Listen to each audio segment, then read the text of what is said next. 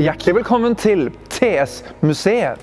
Vi befinner oss på Tjelta utenfor Sandnes, og vi er nå på TS-museet. Og dette her er et museum som er åpent 365 dager i året, fra 10 til 4, og museet det er helt gratis.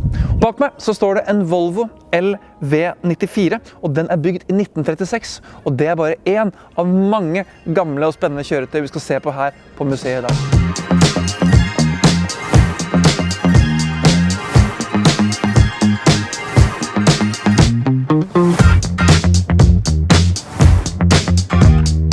Velkommen til TS-museet. Dette her museet her er jo unikt. Det er en samling med alt fra mopeder til traktorer og til lastebiler.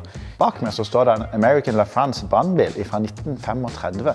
Og under panseret der så sitter det en V12-motor. Denne motoren her yter hele 240 hester og gikk på bensin. Men bli med oss nå en runde på museet, så skal jeg vise deg litt av det som er her.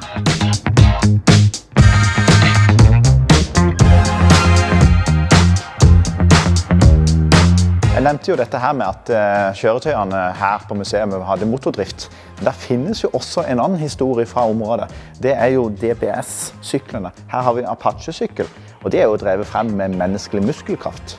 Nå skal vi bevege oss litt bort fra syklene over på mopedene. Og Jonas Øgland her i området, han solgte jo Tempo-mopedene. Og hvilken 16-åring var det ikke som drømte om en Tempo-Corvette på 80-tallet?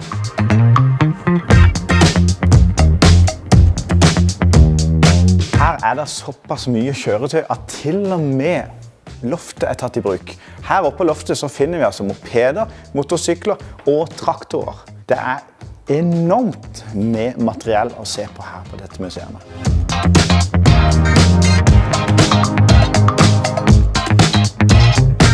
Honda Bentley ble jo lansert mot slutten av 50-tallet, og er faktisk den første japanske motorsykkelen som kom hit til Norge.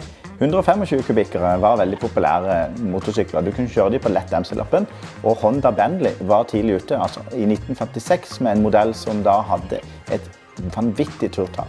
Motorsykkelen gikk godt og hadde turtall på 14 000 omdreininger. Altså det dobbelte av hva en engelsk motorsykkel hadde på den tiden. Og til og med i dag så er det et vanvittig turtall. Jeg vil jo si det at enhver bondes våte drøm var jo en Ferguson gråtass. I starten så var det jo med bensin, men siden kom det jo med diesel. Og det var jo det som på en måte erstattet hestene. Det vil si at hestene måtte jo finne seg en annen jobb, og er jo i dag et kjæledyr mer eller mindre. Men gråtassen var det som startet jernhestens fremdrift her i Norge. Og i dag så finnes det jo utallige traktormerker, men vi alle har jo en følelse til denne her lille gråtassen. På 50-60-tallet så var traktorgravere veldig populært i Norge. De var enklere å flytte rundt på enn de gravemaskinene som var på markedet. I 1956 kjøpte Trygve Stangeland en Ford Major, eller Ford Supermajor som det faktisk heter, med traktorgraver på. Denne hadde han frem til begynnelsen av 60-tallet, og han kjøpte sin første brøyt gravemaskin.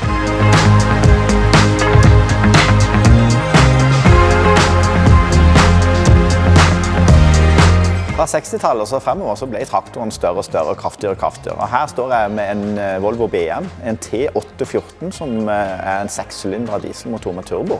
Og bak meg så ser du rekker med store traktorer som er beregnet for de store gårdsbrukerne på Jærenlandet for eksempel. Pickuper har jo vært populært og er fremdeles populært. Det begynte jo egentlig med T-Forden hvor de kappet hytta bak førerstolen og så satt på et plan. Og etter hvert på slutten av 40-tallet oppover så ble det egen bilmodell, for eksempel den Ford pickupen som står bak meg her med V8. Og i dag så er det jo blitt veldig populært, så tar de gamle veteran-pickupene og så moderniserer de nye drivlinjer, nye bremser og nytt understell. Så du kan bruke det mer som en hverdagsbil. Og i en egen avdeling her på TS-museet så står det en rekke med fine biler. Altså, vi snakker om Chevrolet Bel Air fra 50-tallet, vi snakker om Volvo 760, Volvo PV og så videre. Og ikke minst den nyeste bilen her, det er en Saab fra 2010, altså en av de siste Saabene som ble laget.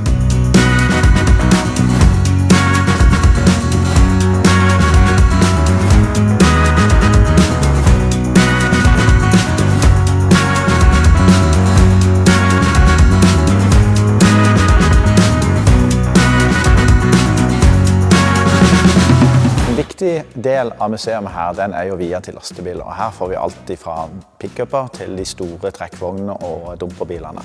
Så bak meg så ser vi jo en rekke med Volvo og Scania. Og i dag jo de blå og hvite eller Stangeland-bilene en dagligdags syn på veiene både her og andre steder i Norge. Og helt siden jeg var ganske ung, så har jo denne her Volvo G89 vært en bil som har virkelig fascinert meg. Den har amerikansk preg, hvor du har forakselen trekt langt frem. Den har en 12 liter motor på 330 hester. Det en riktig kraftkar av en lastebil.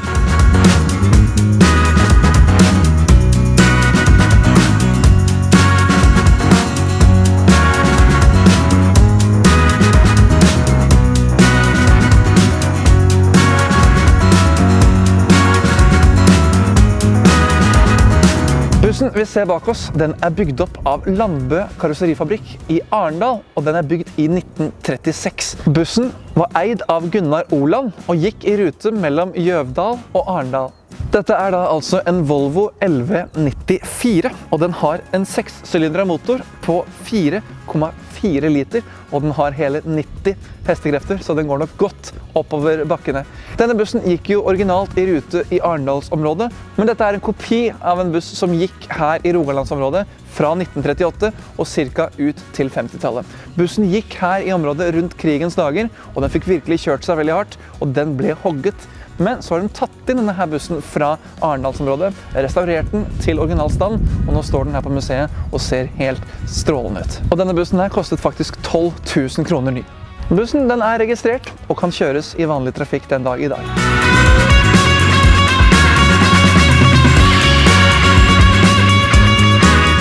Velkommen ombord i Volvo LV94.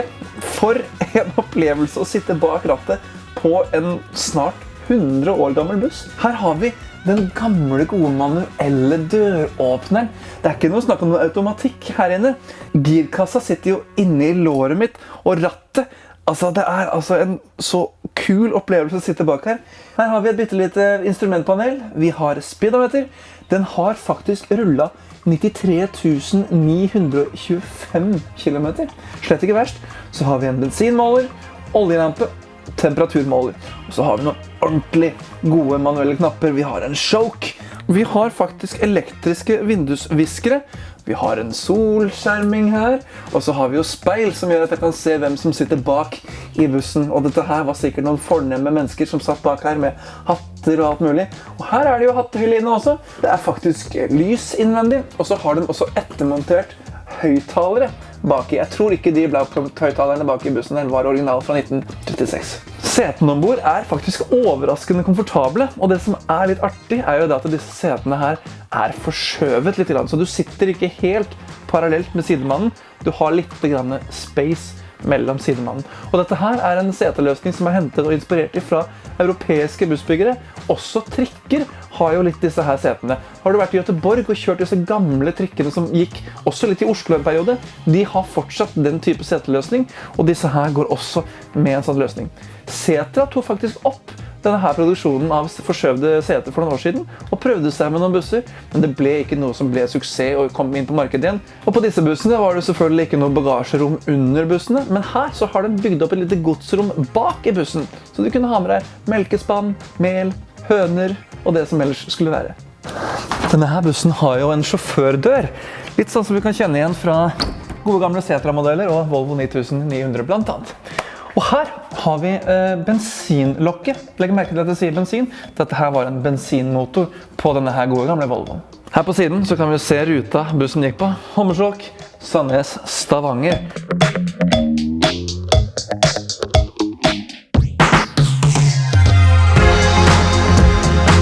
Tusen takk for at du så filmen her i dag. Og om du liker det du ser, så klikk på knappen her nede. Den heter abonner, og da får du med deg alt som skjer på Bussmagasinet sine sider i fremtiden. Vi ses i en annen buss på en annen plass. Ha en god dag.